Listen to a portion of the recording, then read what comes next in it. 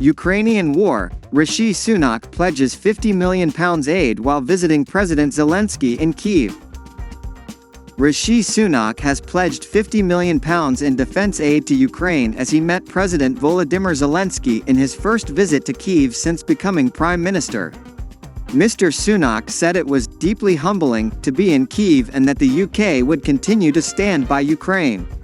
Since the first days of the war, Ukraine and the UK have been the strongest of allies, Mr. Zelenskyy said following the meeting. The aid package is intended to counter Russian aerial attacks.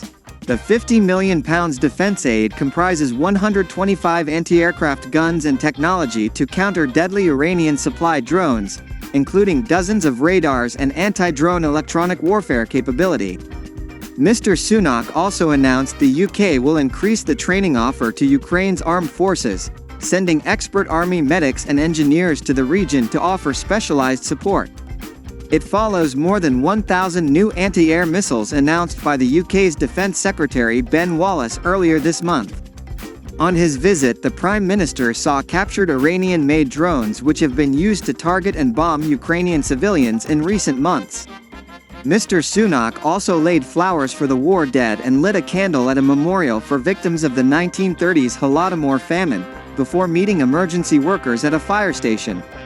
The Prime Minister said, "I am proud of how the UK stood with Ukraine from the very beginning. And I am here today to say the UK and our allies will continue to stand with Ukraine, as it fights to end this barbarous war and deliver a just peace." While Ukraine's armed forces succeed in pushing back Russian forces on the ground, civilians are being brutally bombarded from the air. We are today providing new air defense, including anti-aircraft guns, radar and anti-drone equipment, and stepping up humanitarian support for the cold, hard winter ahead.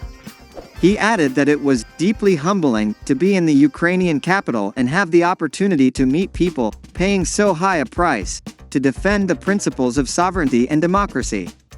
Mr. Sunak's pledge to send more air defense support is exactly what President Zelenskyy would want to hear at a time when Russian airstrikes have destroyed nearly 50% of the country's energy infrastructure, according to the government in Kyiv. The men's hopes for peace and a just outcome to the conflict may feel like distant prospects, but Mr. Sunak's promise to hold a reconstruction conference for Ukraine next year in London will be good news for the government and companies, which desperately need access to international finance.